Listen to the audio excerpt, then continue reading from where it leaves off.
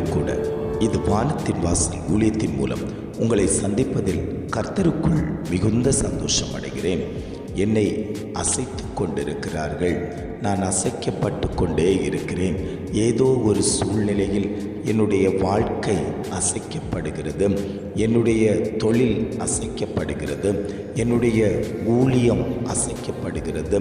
இந்த சத்ருவானவன் எங்களை அசைத்து கொண்டிருப்பதினால் எந்த ஒரு காரியமும் செய்ய முடியாமல் திகைத்து போய் நடுக்கத்தோடு பயத்தோடு இனி என்ன ஆகுமோ என்கிற சூழ்நிலையில் இருந்து கொண்டிருக்கக்கூடிய குடும்பங்கள் அநேகம் உண்டு. நான் என்ன செய்வேன் என்று தேவ சமூகத்தில் ஓடோடி வந்து தேவனுடைய பாதபடியில் அமர்ந்து கொடுத்திருக்கக்கூடிய குடும்பங்களை பார்த்து ஆண்டவர் வாக்கு கொடுக்கிறார், நீங்கள் அசைக்கப்படுவது இல்லை என்று.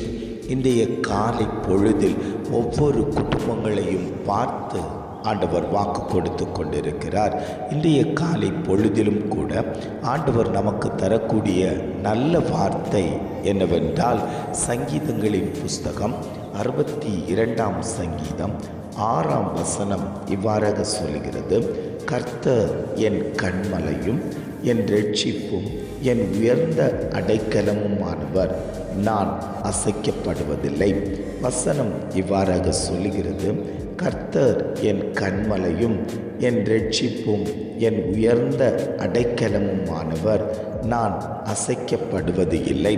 ஆண்டவர் குடும்பங்களை பார்த்து சொல்லிக் கொண்டிருக்கிறார், நீங்கள் அசைக்கப்பட மாட்டீர்கள்.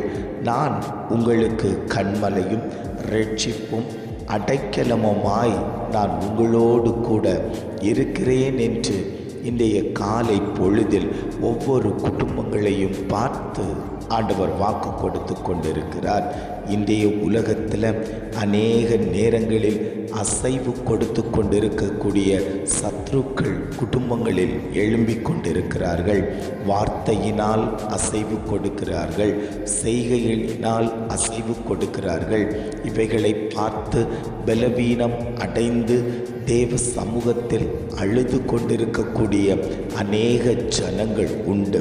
ஆண்டவர் சொல்லுகிறார், நான் உனக்கு இரட்சிப்பாய், கோட்டையாய், அடைக்கலமாய் நான் உன்னோடு கூட இருக்கிறேன், நீ அசைக்கப்படுவது இல்லை என்று ஆவியானவர் குடும்பங்களை பார்த்து வாக்கு கொடுத்து கொண்டிருக்கிறார். ஒரு விசை இயேசுவானவர் படகில் பிரயாணம் பண்ணி கொண்டிருக்கும்போது காற்றும் கடலும் இவர்களுக்கு எதிராய் கொந்தளித்தது. இவர்களை அசைத்து போட்டு விடலாம், கடலிலே மூழ்கடித்து விடலாம் என்று நினைத்து காற்றும் கடலும் கொந்தளித்த போது ஆண்டவர் அந்த கடலையும் காற்றையும் இறையாதே அமைதலா இரு என்று சொல்லி அசைக்க வேண்டிய அந்த காற்றையும் கடலையும் அமைதல் பண்ணினாரேயானால் இன்றைக்கி உங்களுடைய குடும்பத்தில் இறைந்து கொண்டிருக்கக்கூடிய அநேக காரியங்கள் கிடக்கிறதல்லவோ, இதனால் நான் அசைக்கப்பட்டு கொண்டே இருக்கிறேன், இதனால் என்னுடைய சூழ்நிலைமை வெறும் மோசமாகி கொண்டே இருக்கிறது, என்னுடைய வாழ்க்கையில் எந்த ஒரு மாற்றத்தையும் காண முடியலையே, வியாதியினால் நான் அசைக்கப்பட்டிருக்கிறேன், கடன் பாரத்தினால் நான் அசைக்கப்பட்டிருக்கிறேன், பொருளாதாரத்தினால் அசைக்கப்பட்டிருக்கிறேன், இந்த பிரச்சனை என்னை நெருக்கி கொண்டிருப்பதினால் நான் அசைக்கப்பட்டிருக்கிறேனே என்று வியாகுலத்தோடு கண்ணீர் வடித்து கொண்டிருக்கிறீர்கள் அல்லவோ, ஆண்டவர் சொல்கிறார், ஏது காரியம் இறைந்து கொண்டிருக்கிறதோ அந்த காரியத்தை நான் அமைதல் பண்ண போகிறேன், நீ அசைக்கப்படுவதில்லை, நான் உனக்கு கோட்டையும் அரணுமாய் அடைக்கலமாய் உன்னோடு கூட இருக்கிறதினால் நீ அசைக்கப்படுவது இல்லை என்று ஆவியானவர் குடும்பங்களை பார்த்து வாக்கு கொடுத்து கொண்டிருக்கிறார்.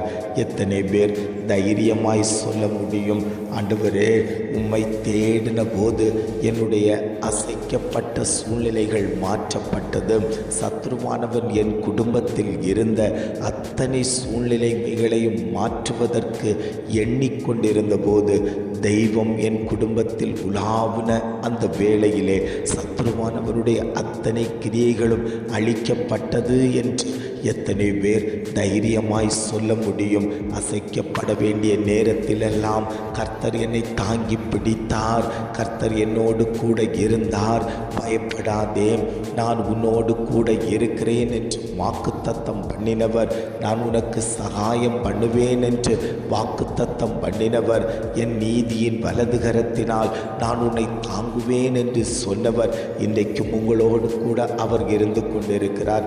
அநேக காரியங்களை குறித்து பயந்து கொண்டிருக்கக்கூடிய இந்த சூழ்நிலைகளை மாற்றி வைத்துவிட்டு பயம் இல்லாத தெய்வத்தை, நம்மோடு கூட இருக்கக்கூடிய தெய்வத்தை நீங்கள் இறுக பிடித்து கொள்வீர்களே ஆனால் ஆண்டவர் சொல்கிறார், அந்த சத்ருவை நீ மேற்கொள்ளலாம், அந்த சத்ரு இனி உன்னை அசைப்பதில்லை, அந்த சத்ரு இனி உன் பக்கம் வருவதில்லை, அவன் முழுவதும் சங்கரிக்கப்பட்டாயிற்று என்று ஆவியானவர் குடும்பங்களை பார்த்து ஆண்டவர் வாக்கு கொடுத்து கொண்டிருக்கிறார். ஜெபிக்கலாமா? அன்பின் பரலோக பிதாவே, இந்த காலை பொழுதுக்காக நாங்கள் உமக்கு நன்றி செலுத்துகிறோம் ஆண்டவரே. இந்த காலை பொழுதிலும் கூட ஆண்டவர் எங்களுக்கு தந்த நல்ல வார்த்தைகளுக்காக நாங்கள் உமக்கு நன்றி செலுத்துகிறோம் ஆண்டவரே. அவரே என் கண்மலையும் என் இரட்சிப்பும் என் உயர்ந்த அடைக்கலமும் ஆனவர், நான் அசைக்கப்படுவது இல்லை என்று அழகான ஒரு வார்த்தை தந்தீங்களா ஆண்டவரே. கர்த்தர் தான் எங்களுடைய இரட்சிப்பு, கர்த்தர் தான் எங்களுடைய கோட்டை, கர்த்தர் தான் எங்களுடைய அடைக்கலம், அதனால் நாங்கள் அசைக்கப்பட மாட்டோம் என்கிற உறுதியோடு நாங்கள் ஜெபித்து கொண்டிருக்கிறோம் ஆண்டவரே. எங்களை அசைக்க நினைக்கிற சத்துருக்களின் அத்தனை திட்டங்களையும் தெய்வம் முறியடித்து விட்டதற்காக நாங்கள் உமக்கு நன்றி செலுத்துகிறோம் ஆண்டவரே. இம்மட்டுமாய் நீர் கூட இருந்து எங்களை வழிநடத்தின தெய்வம் இனியும் நீர் எங்களை வழிநடத்தும்படியாய் நாங்கள் ஜெபிக்கிறோம். ஆவியானவருடைய மகத்துவம் எங்கள் குடும்பத்தின் மேலே ஆளுகை செய்யும்படியாய் நாங்கள் ஜெபிக்கிறோம் ஆண்டவரே. இதை கேட்டுக்கொண்டிருக்கக்கூடிய ஒவ்வொரு குடும்பத்தின் மேலேயும் தேவ பிரசன்னம் வெளிப்படும்படியாய் நாங்கள் ஜெபிக்கிறோம். அந்த குடும்பங்களை அசைத்து கொண்டிருக்கக்கூடிய சத்ருக்களை கர்த்தர் முறியடிக்கும்படியாய் நாங்கள் ஜெபிக்கிறோம். ஆவியானவருடைய கரம் ஒவ்வொருவர் மேலேயும் மகிமையாய் வெளிப்படும்படியாய் நாங்கள் ஜெபிக்கிறோம் ஆண்டவரே. இம்மட்டுமாய் நீர் கூட இருந்து ஆண்டவரே தயவாய் எல்லா காரியத்தையும் கர்த்தர் நிறைவேற்றி தந்தீரே, அதற்காக நாங்கள் உமக்கு நன்றி செலுத்துகிறோம். அசைக்கப்பட வேண்டிய இடத்துல அசைக்கப்படாமல் தைரியமாய் நின்று கொடுக்க கர்த்தர் இரக்கம் பாராட்டினதற்காக நாங்கள் உமக்கு நன்றி செலுத்துகிறோம். இம்மட்டுமாய் நடத்தினவர் இனியும் நீர் எங்களை வழி நடத்தும்படியாய் நாங்கள் ஜெபிக்கிறோம். எங்களை தாழ்த்தி தருகிறோம். துதி கன மகிமை எல்லாம் உமக்கே செலுத்துகிறோம். மீட்பர் இயேசுவின் மூலம் ஜெபிக்கிறோம் ஜீவனுள்ள நல்ல பிதாவே. ஆமென், ஆமென்.